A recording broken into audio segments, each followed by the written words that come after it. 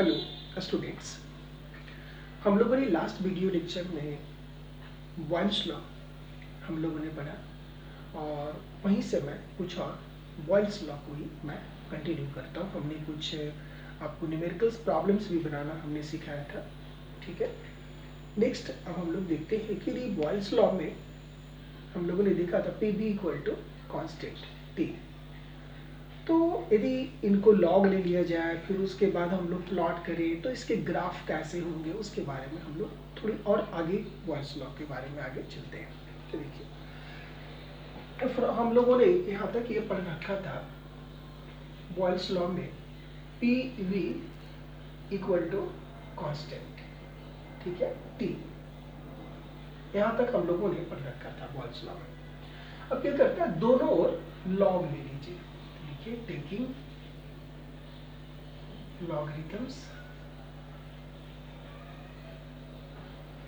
Logarithms on both side, दोनों side आप log ले लीजिए। तो देखिए ये क्या होंगे, log P V equal to log T implies that इसको m मानिए, इसको n मानिए, तो log m into n equal to log m plus log n। तो इसको लिख सकते हैं log p plus log v equal to log t। अब आप इसको, इसमें वेरिएबल क्या है, p और v दोनों वेरिएबल है, तो यहाँ पर आप ऐसे लिख सकते हैं log v इक्वल टू, इसको इधर करते हैं, minus log p plus log t, equation number 1 मान लीजिए इसको। अब आप इस इक्वेशन में देखिए, हमने बताया था आपको straight line equation. Straight line equation क्या है, y equal to M x plus c, ये स्ट्रेट लाइन इक्वेशन। अब आप देखिए तो c क्या होता है, इंटरसेप्ट ऑन y एक्सिस, ध्यान दीजिएगा, intercept on y axis, m slope, y और x वेरिएबल है यहाँ, ठीक है। तो यहाँ पर देखिए c log t की इक्विवेलेंट है, ठीक है। m x वेरिएबल है, यहाँ p वेरिएबल है और ये v वेरिएबल है, यानी y log v हुआ, x log p हुआ, m माइनस 1 हुआ। यानी दिस इक्वेशन, इस यहाँ से ये पता चल रहा है, यानी ये एक स्ट्रेट लाइन को रिप्रेजेंट कर रहा है, तो यह भी किसको रिप्रेजेंट करेगा, स्ट्रेट लाइन को, इक्वेशन स्ट्रेट लाइन को रिप्रेजेंट करेगा। तो therefore we can say that equation 1 represent a straight line whose slope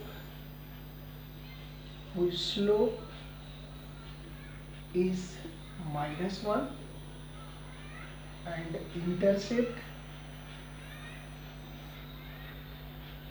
intercepts on log v, ठीक है, एक्सिस log t। और इस स्ट्रेट लाइन को आप इस तरह दिखा सकते हैं। आप ऐसा कीजिए, यहाँ log v को प्लॉट कीजिए, यहाँ log p को प्लॉट कीजिए, दोनों वेरिएबल है।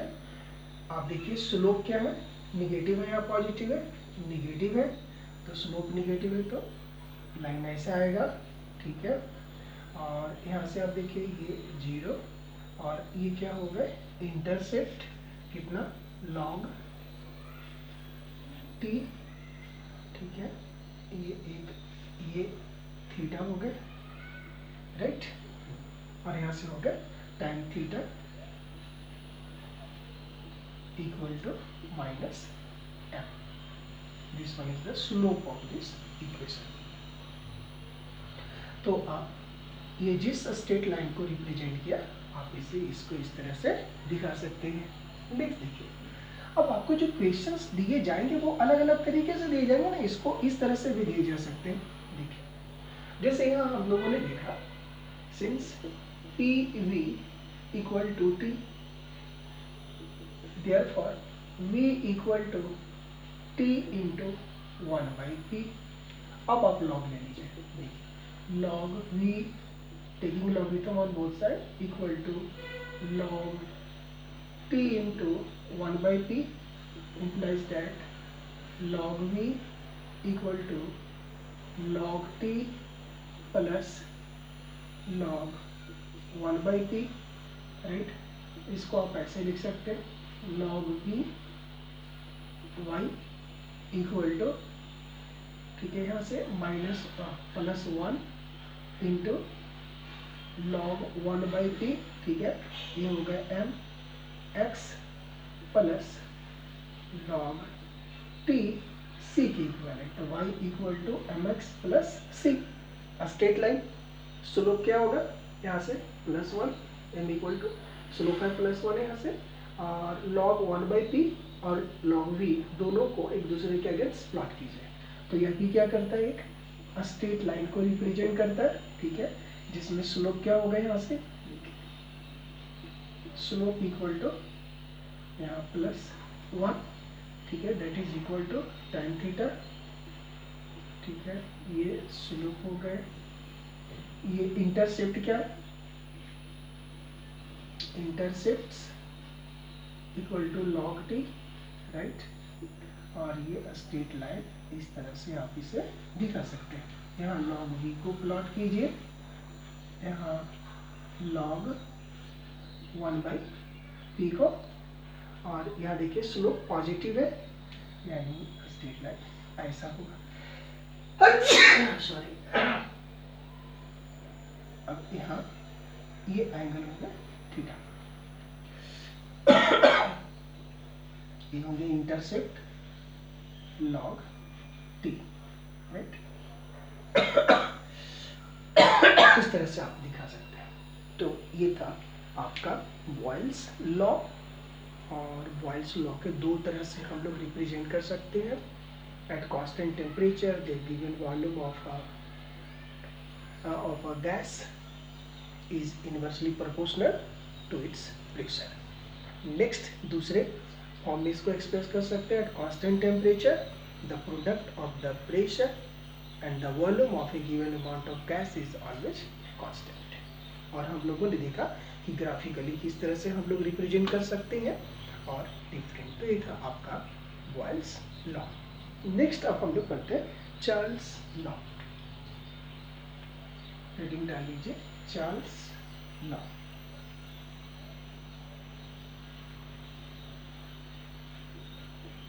चार्ल्स लॉ,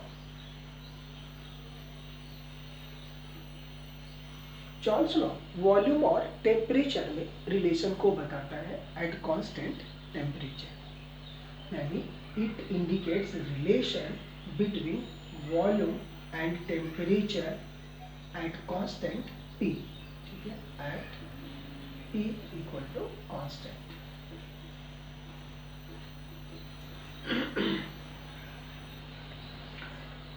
अब आप देखिए तो V और T में रिलेशन क्या होता है।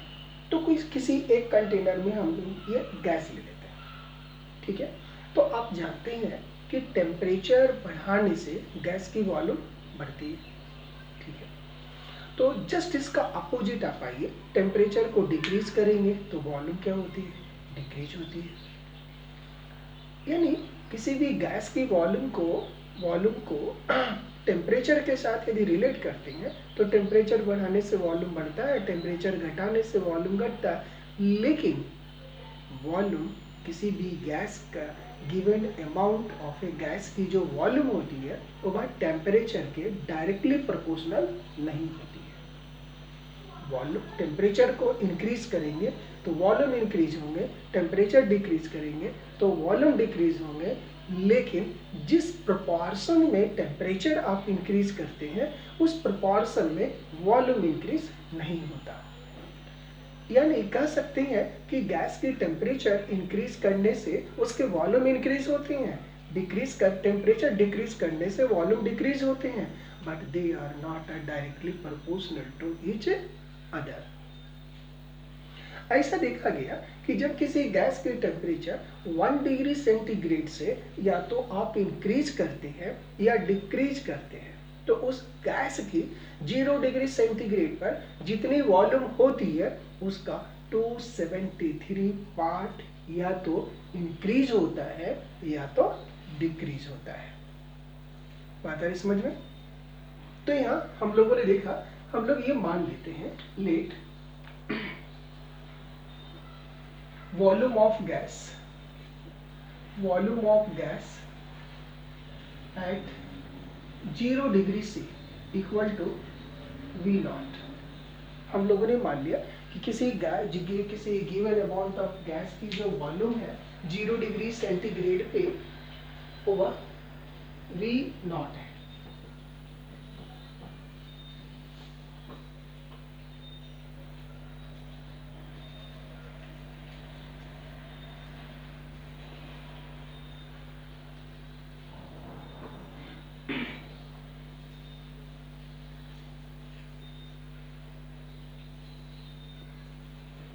उसकी जो वॉल्यूम है वह V नॉट है।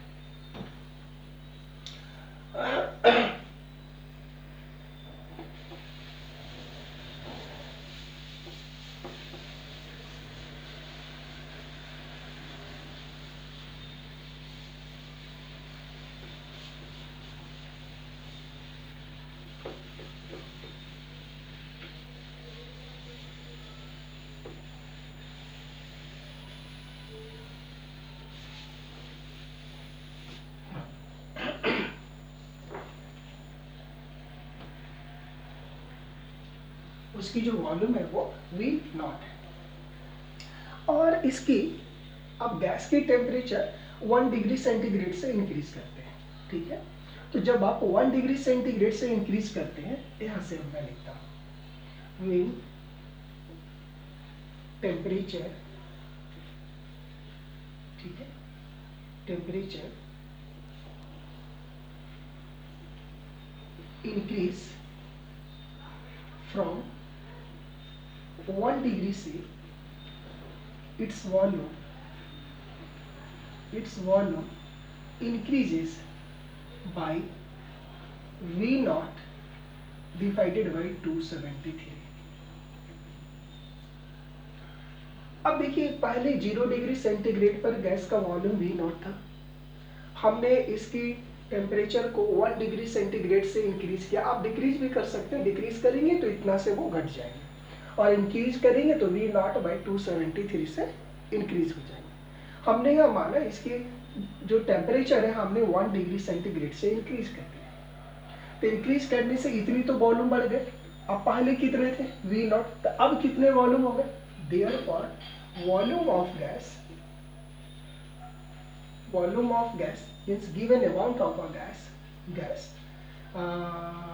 equal to, और 1 डिग्री सेंटीग्रेड पे इसको हम लोग ऐसा लिख सकते हैं V1, ऐसे लिखते हैं 1 डिग्री से, दैट इज यानी means volume of gas at 1 degree centigrade temperature that is equal to V naught plus V naught divided by 273 into 1 degree से, ऐसा।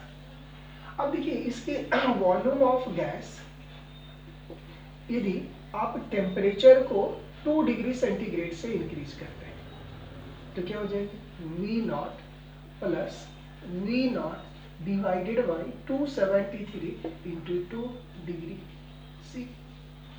3 डिग्री सेंटीग्रेड से इंक्रीज कीजिए, 4 डिग्री सेंटीग्रेड से, 5 डिग्री सेंटीग्रेड से, finally volume of gas, ठीक है, volume of gas eight T degree C temperature पे ये कितने हो जाएंगे V naught plus V naught divided by 273 into T degree C, ऐसा। अब यहाँ से देखिए V नॉट कॉमन है, ये कॉमन ले लीजिए, कितने हो जाएंगे 1 plus T degree C divided by 273 equal to V naught by 273, ये कितने हो गए 273 प्लस T डिग्री C। और ये क्या, volume of given amount of gas at constant pressure, ठीक है, Vt equal to V naught by 273, ठीक है, 273 प्लस T डिग्री C। अब ये V नॉट क्या कांस्टेंट है, क्यों, क्योंकि ये किसी पर्टिकुलर गैस की जो वॉल्यूम होगी वह 0 डिग्री सेंटीग्रेड पे कांस्टेंट होगी, और 273 is a number, it is a constant. तो ये दोनों ही टर्म है कांस्टेंट है। तो और देयरफॉर हम लिख सकते हैं Vt means volume of a given amount of a gas at temperature T, that is equal to 273 plus T degree C। और प्रोपोर्शनल हटाएंगे तो सॉरी ये कांस्टेंट रिमूव करेंगे तो प्रोपोर्शनल का साइन देना होगा। इससे ये पता चल रहा कि किसी भी गैस की जो वॉल्यूम होती है वह डिग्री सेंटीग्रेड टेम्परेचर के डायरेक्टली प्रोपोर्शनल नहीं होता, 273 प्लस T डिग्री C के डायरेक्टली प्रोपोर्शनल होता है। और ये जो न्यू टेम्परेचर मिले, that temperature is called absolute temperature, absolute temperature means Charles law may be defined as the volume of a Charles law may be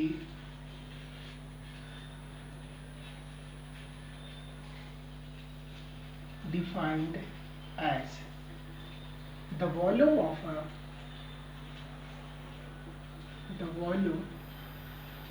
a given amount of a gas, given amount of a gas at constant pressure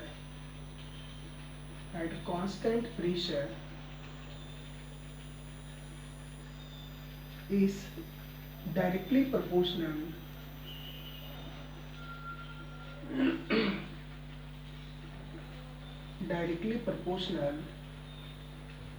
to the absolute temperature,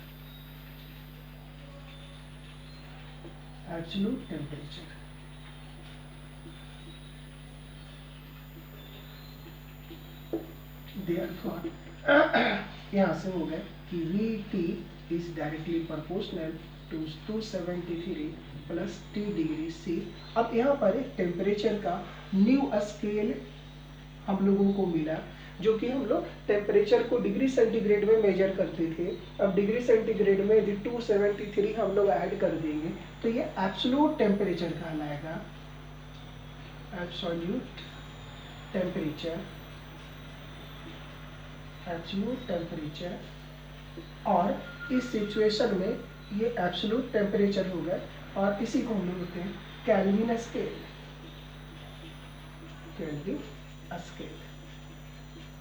ऐसा। और इस temperature पे किसी भी gas की जो volume होगी वह 0 होगी। तो यहाँ से हमें ये पता चला कि किसी भी गैस की वॉल्यूम डिग्री सेंटीग्रेड टेम्परेचर के डायरेक्टली प्रोपोर्शनल नहीं होती है। तो होता क्या है कि जब किसी गैस की वॉल्यूम 1 डिग्री सेंटीग्रेड से बढ़ाती है तो उस गैस के किसी गैस की टेम्परेचर 1 डिग्री सेंटीग्रेड से या तो इंक्रीज और डिक्रीज करती है, तो उस गैस की वॉल्यूम 0 डिग्री सेंटीग्रेड पे जितनी होती है उसका 273 पार्ट्स या तो इंक्रीज होता है या तो वो डिक्रीज होता है, वो डायरेक्टली प्रोपोर्शनल नहीं होता। ठीक है। दूसरी बात हम लोगों ने सीखा कि किसी भी गैस की वॉल्यूम ये एब्सोल्यूट टेम्परेचर के डायरेक्टली प्रोपोर्शनल होता है, डिग्री सेंटीग्रेड वाले टेम्परेचर के डायरेक्टली प्रोपोर्शनल नहीं होता है, और इसे ही हम लोग चार्ल्स लॉ कहते हैं। इसे हम लोग ग्राफिकली इस तरह से दिखा सकते हैं।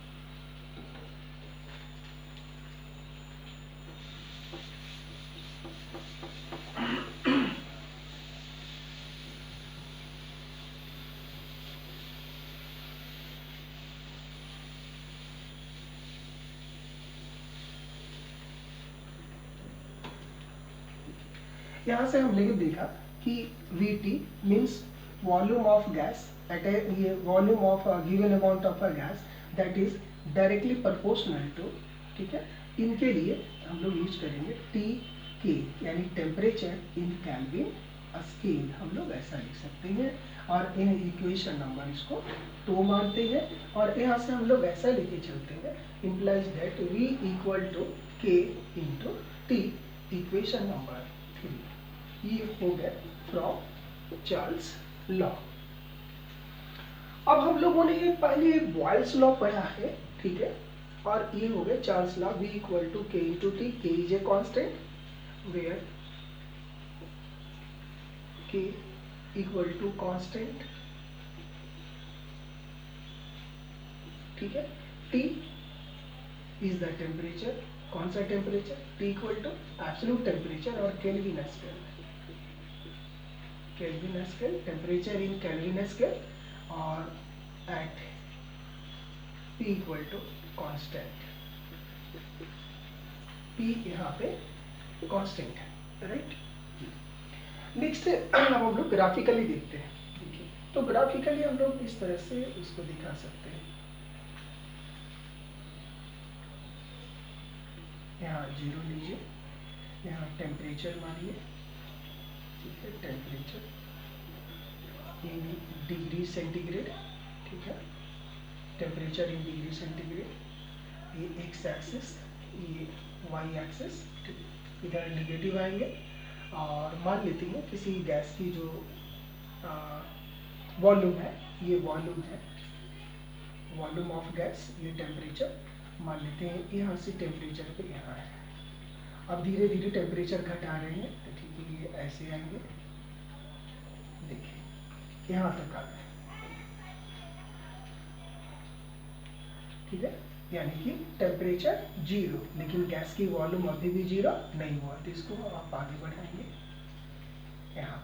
तो जिस पॉइंट पे ये मिले, यहाँ से यहाँ -273 आने से होता है, और इसी को ही हम लोग कहते हैं absolute temperature, where the volume of gas is 0, it mean volume of gas becomes equal to 0।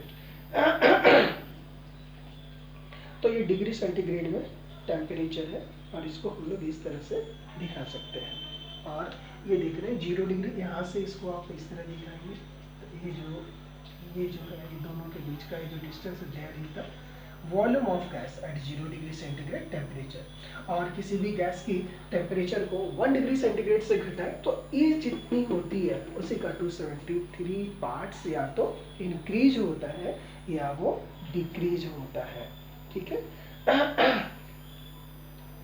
और इस टेम्परेचर पे किसी भी गैस की वॉल्यूम क्या होती है, 0 होते हैं, जिसे हम लोग कहते हैं absolute 0।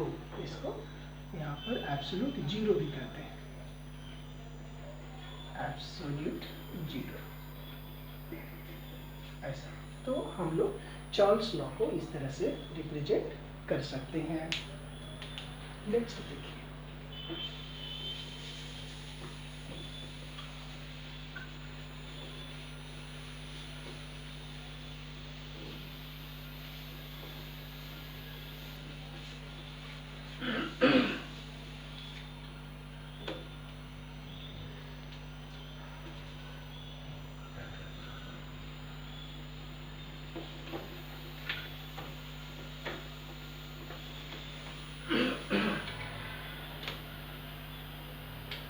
now from equation 3, from equation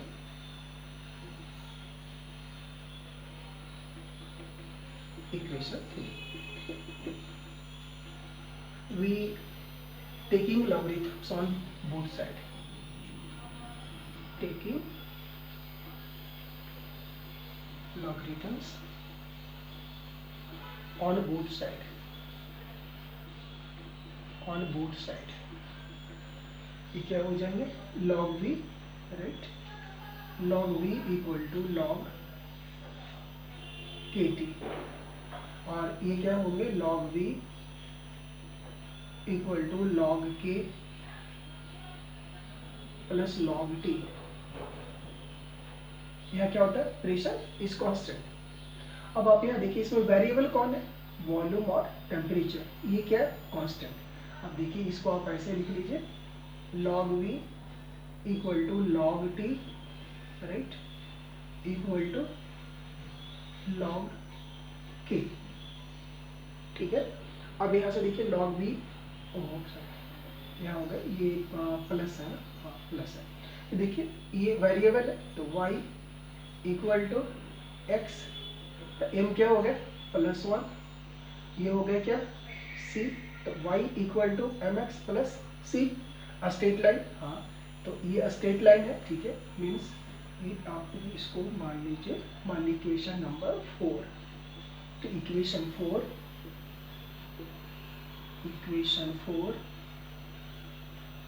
represent a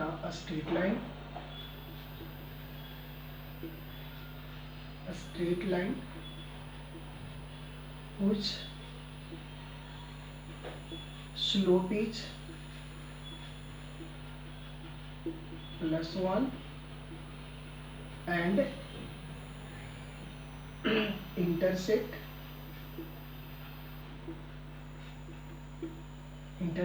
is log k, और इसको इस तरह से हम लोग दिखा सकते हैं, स्लोप पॉजिटिव है तो आप इस तरह इसको दिखाइए, ये इंटरसेप्ट हो जाएंगे log k, यहाँ आप log t को प्लॉट कीजिए, log t, यहाँ हमने प्लॉट किया log v, और ये होंगे थीटा, ठीक है, ये थीटा हो गए, ये स्ट्रेट लाइन हो गए, इस तरह से आप रिप्रेजेंट करेंगे। तो इस तरह से हम लोगों ने देखा कि ये जो इसे लॉग लेते हैं तो इस तरह से भी आप इसको प्लॉट कर सकते हैं, और वो एक स्ट्रेट लाइन को रिप्रेजेंट करते हैं, और वो स्ट्रेट लाइन ऐसा है।